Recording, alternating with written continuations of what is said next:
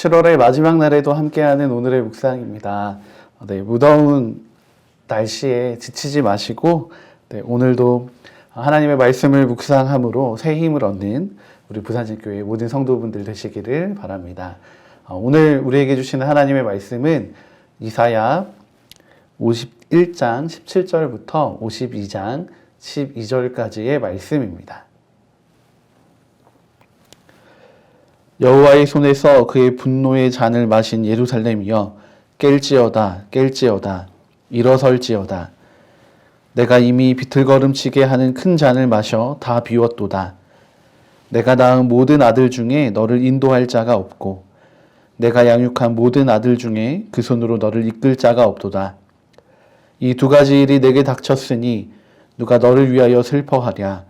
곧 황폐와 멸망이요 기근과 칼이라. 누가 너를 위로하랴.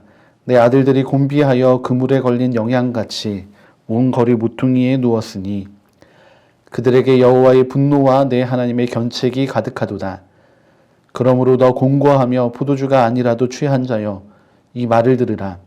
내 주 여호와 그의 백성의 억울함을 풀어주시는 내 하나님이 이같이 말씀하시되 보라 내가 비틀거름치게 하는 잔 곧 나의 분노의 큰 잔을 내 손에서 거두어서 내가 다시는 마시지 못하게 하고 그 잔을 너를 괴롭게 하던 자들의 손에 두리라.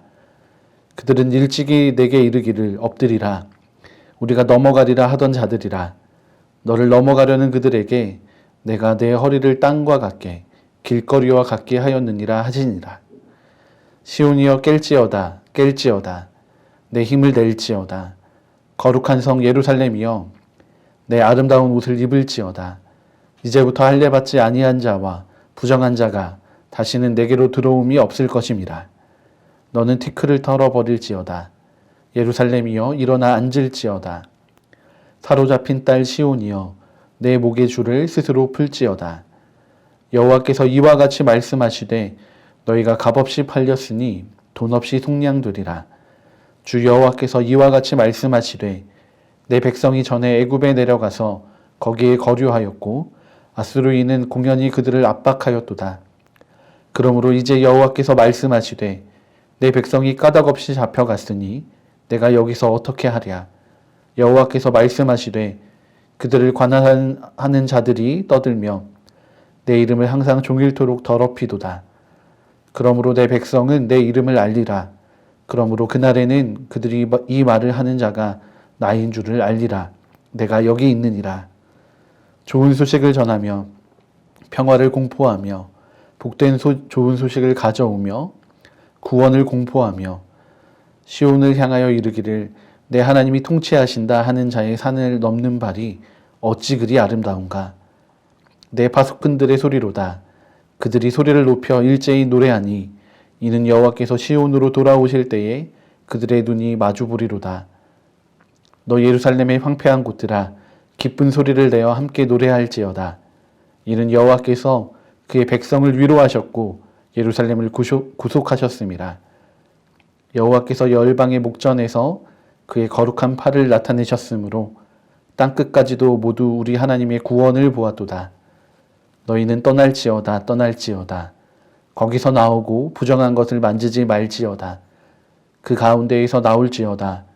여호와의 기구를 매는 자들이여 스스로 정결하게 할지어다. 여호와께서 너희 앞에서 행하시며 이스라엘의 하나님이 너희 뒤에서 호위하시리니 너희가 황급히 나오지 아니하며 도망하듯 다니지 아니하리라. 아멘. 오늘 말씀을 보면 하나님께서는 여전히 이스라엘 백성들을 사랑하고 계십니다.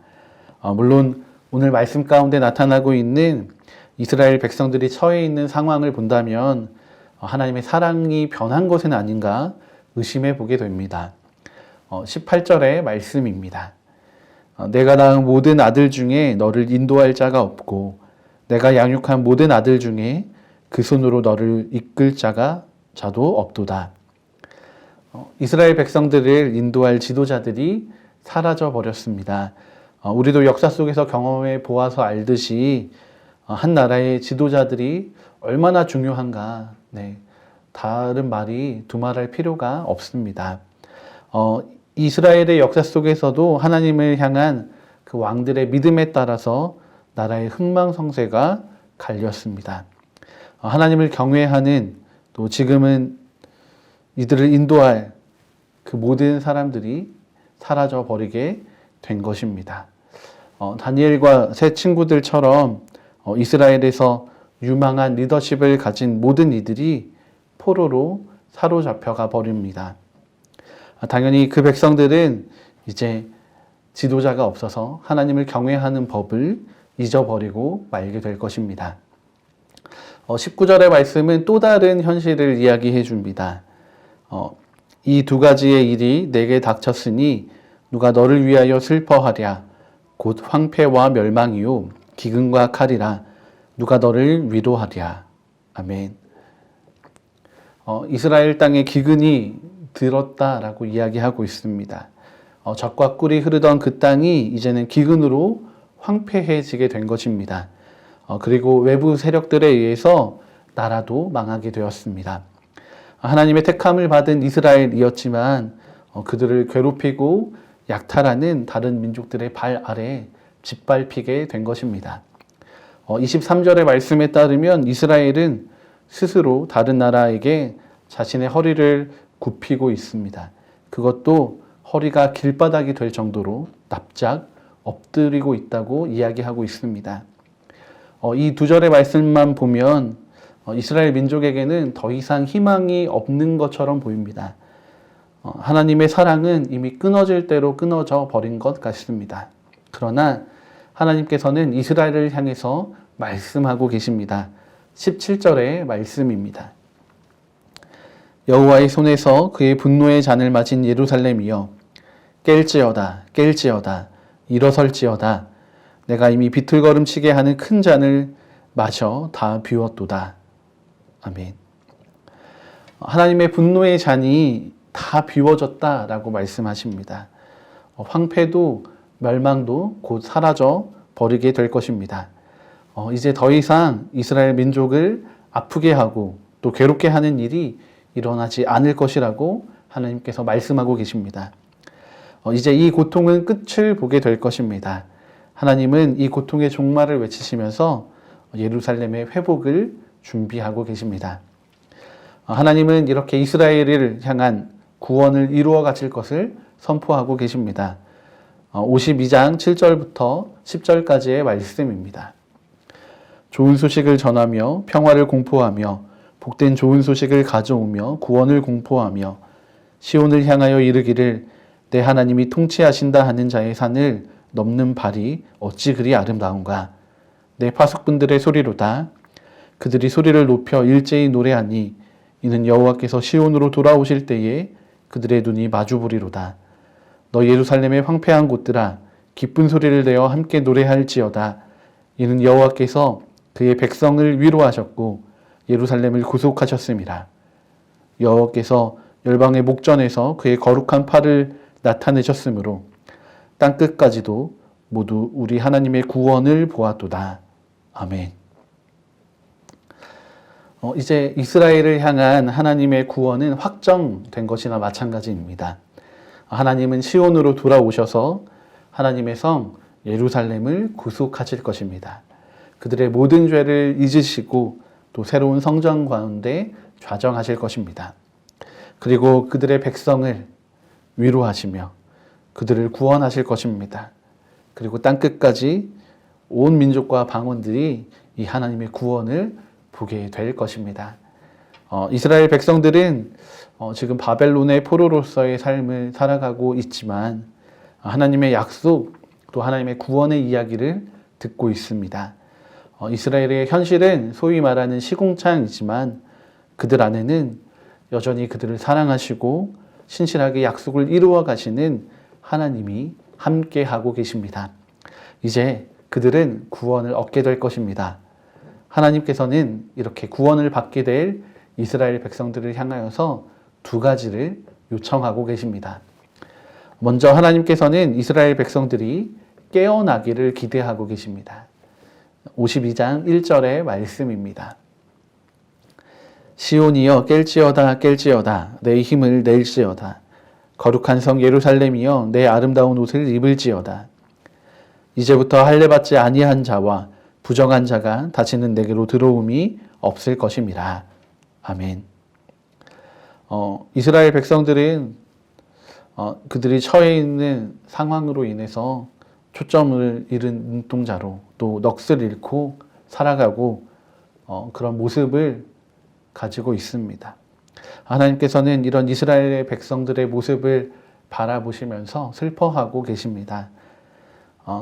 이 이스라엘 백성들은 주변에서 일어나는 일들에 대해서 전혀 알지 못하고 또 눈이 가리워진 채 상황을 판단한 힘을 잃어버린 상태입니다.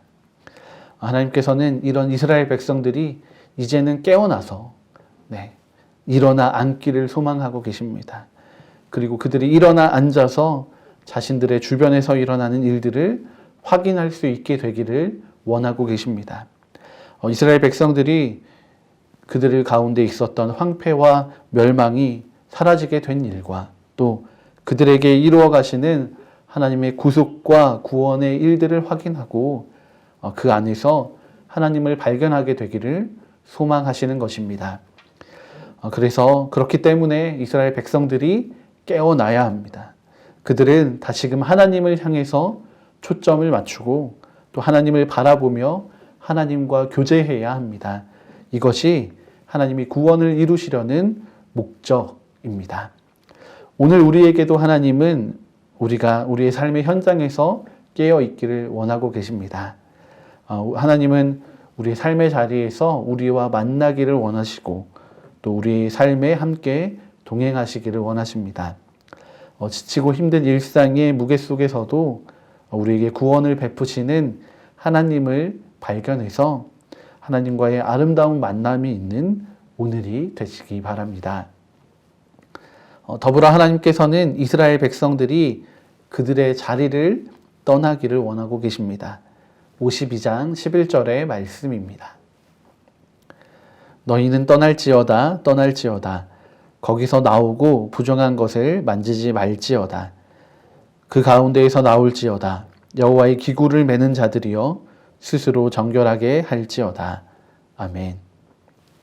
하나님은 이스라엘 백성들을 회복하고 계십니다. 하지만 그들은 여전히 죄 가운데 있게 된다면 하나님은 하나님의 일을 이루실 수가 없으십니다.